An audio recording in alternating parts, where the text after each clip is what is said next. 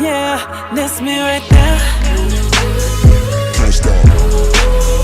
Don't stop. Hold up. Yeah, that's my man. Hey, what's up guys? So today I'm going to be showing you guys my entire secret to editing it. Yes, this is going to happen. So, you want to make an edit like this. This is my project file, so I'll delete some of my transitions right now and go in depth to what I did with them. I'm going to be showing you guys how I do my basic zooms for right now, to give you guys a little kind of example of how to keep your flow going, okay? So I'll go in depth and explain all of this. Alright, so let's add these keyframes back really quick. Hold on, because I deleted my keyframes. Alright, so we have this one, kind of screen pumps, then zooms out while also rotating, okay? So these are my keyframes. I'm going to go ahead and erase them, hit the R, and erase that, okay? So on my rotation, these are my rotation keyframes right here, alright? And I rotated it to negative about 73. It doesn't really matter what you rotate to, honestly, pick any number you want. Okay, so since we rotated negative on that, we're going to want a positive rotation for this one because they always have to mirror each other. And it's already rotated because I just deleted my keyframe, so we're just going to hit the time watch. Again, pick any number you want. I picked 100. And then just go a few frames forward. It really doesn't matter where. And I put it at 0. Now here's the secret to continue that flow. You want to go all the way to the end, and since the first rotation right here spun to negative, we want to make it go negative again. Just about go -5. Okay? And then you want to make your zoom, so we'll hit Shift and S to pull up the scale.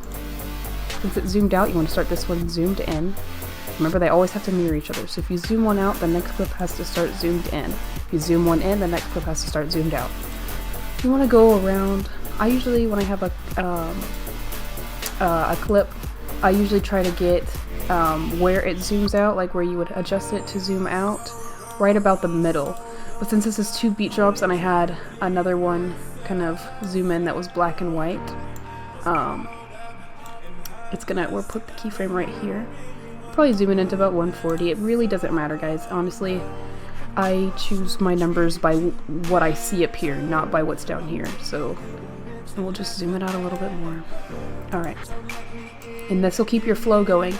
If you just add this keyframe and then stop it there, it's just going to stop the zoom, and it's just going to zoom and then stop and look unsmooth.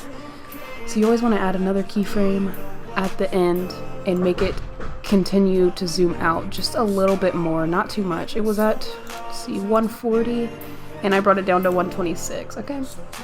So now we're going to go into the graphs, okay? So you'll highlight scale, then press this graph editor button right here. Alright, and what I usually do is I do the convert the keyframes to auto Bezier, I think is what it is. And go ahead and click that, and then while it's selected, I click the fit all graphs to view, okay? Now this is where it gets a little bit tricky, but you'll get it in the future, trust me, okay? So for graphs, you always want a really smooth slope, okay? This will make your transition really smooth, okay? I'll try to explain the graph editor to you guys, but really it's something you all have to just kind of catch on to, okay? So, of course, when it's sloping, that's the transition happening. And you never want a completely straight line, so you don't want to edit it like this and have that straight line right there, because when that line is straight, your picture's not moving at all, and then it'll continue to move again.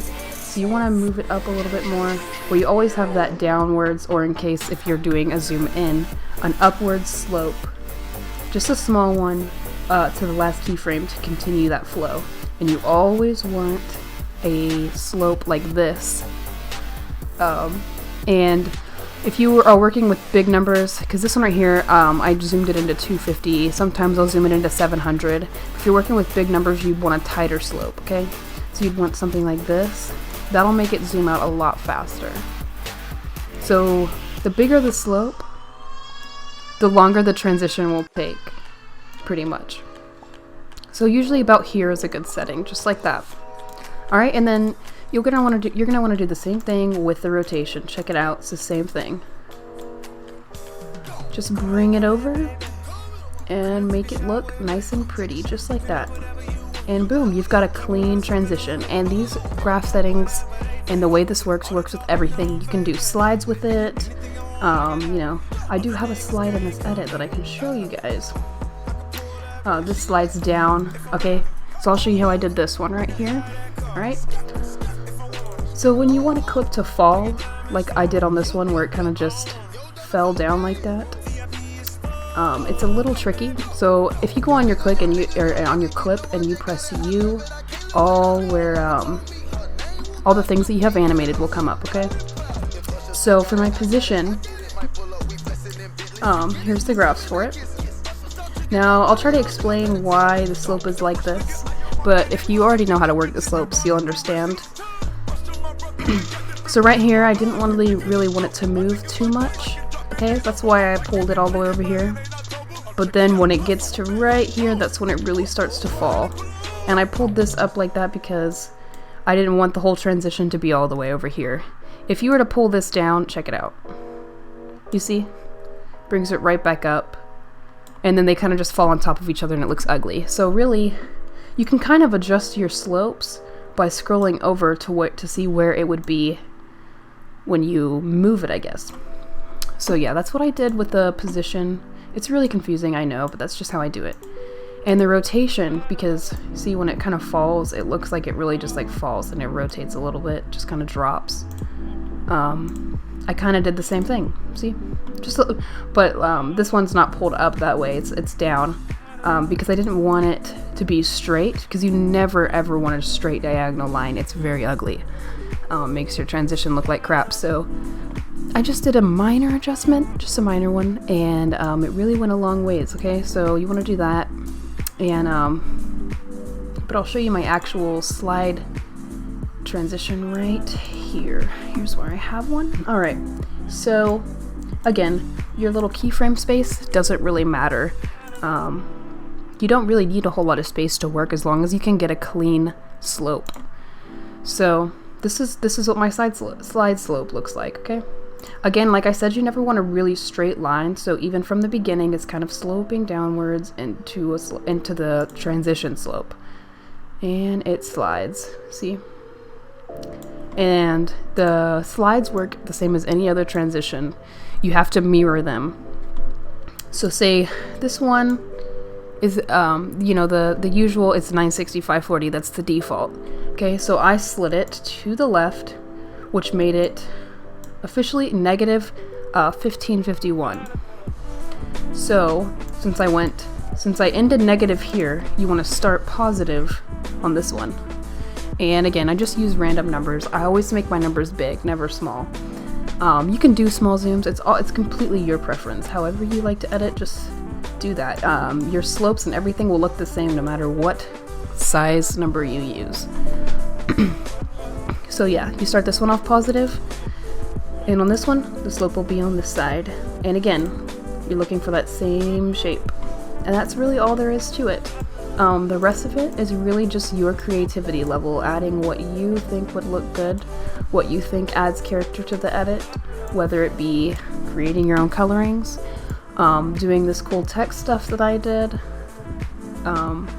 you know, whichever you feel like. But as long as you have that general nice slopes in your graphs, you can really make anything. And one day when it clicks and you completely understand how the graphs work, you won't have to copy my graph settings anymore, and you can make your own and you'll understand it and you'll be able to do it. But for now, you can copy my graph settings all you want until you figure it out for yourself. And another thing that I like doing and a lot of other editors like doing is what I showed you guys on my last tutorial. I think it was my last one, my wiggle effect on an adjustment layer. You don't only just add it to text, you add it to your video. So these are kind of close to my old wiggle settings, but my newer ones, I usually bring it all the way up to like 80 or something, probably like 80 or 90. and I'll do this at like 1.3, and I'll keep this at 5. So really it's your preference how big you want the wiggle, but for this one I just had a small one. But the wiggle, for some reason, always makes your transitions look smoother. So another thing is, for this video I edited in 30 frames per second. Usually I edit in 60, but 30 frames per second gives you a little more blur, and that's what I wanted for this edit, was just a little bit more blur. So I did edit in 30, and I changed it back to 60 once the blur was already added in there in Sony Vegas. So when starting an edit in After Effects, I forgot to mention this in the beginning of the video, all your clips, like text layers and your actual clips, all the pictures, all of that, need to have motion blur on, which is this little one right here. Everything needs to be checked. The ones that aren't checked are just like my flashes. I use white solids for those. They don't need motion blur, and my adjustment layers don't need motion blur. So those are the only ones that aren't checked. Once you check all of them, you want to activate them. This is the activate switch. You want to do that and then continue your edit. And also add motion tile on all of your clips, unless you don't want unless you don't want the reflective or the mirrored background, like I did on this one right here, and plenty of other pictures in this.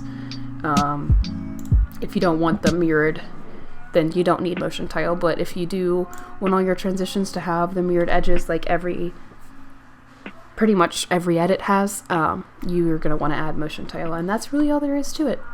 This is something to work on, so don't be frustrated if you don't get it, you know, right as you watch this video or something. Like, it is really something you have to work on and learn to understand. After Effects is not something you get overnight. It took me a month to even begin to understand the graphs, and I'm still learning new things. So it just take your time, go slow, and soon you'll have really smooth transitions and you'll be able to create almost anything. Probably will get better than me because I'm not really that good anyway. So yeah, that's the end of this video. I hope you guys enjoyed it. If this helped you out, leave a thumbs up, maybe give me a sub or something, I don't know. One more thing I do want to mention. So as most of you know, I was diagnosed with hyperthyroidism, which isn't a serious condition. It's just where my thyroid overproduces, and it kind of makes me unable to work at the moment. It makes it pretty hard to walk around sometimes because I'm not on any medication for it right now. And I have zero income because I can't go to work anymore until I'm on medication. My next doctor's appointment is in 5 days. Today's the 15th. It's going to be on the 20th, and it's going to cost $100 to get in. I do have the $100. I got it today. I had to sell some stuff, and I'm also getting billed $300 just from the doctor's visits. It's not even including the EKG tests, the lab tests, CAT scans, ultrasounds, all that I have to get. So if you guys want to donate to help my cause, because again, I have zero income, I'm only 17, and my mom has decided that all my financial issues are not her problem, and I'm supposed to pay my doctor's bill all by myself. As well as still attempting to buy groceries and not working.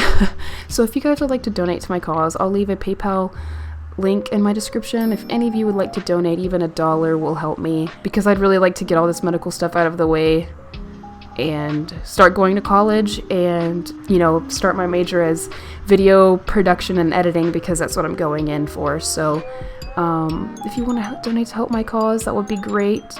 I'm also going to try to get a Sellfy account going, and maybe I'll start selling some project files, editing packs, colorings, you name it. So yeah, if you just want to help me out, I'll leave a link in the description, and, you know, you could take care of that from there. Thanks for watching, guys, and I'll see you in my next video.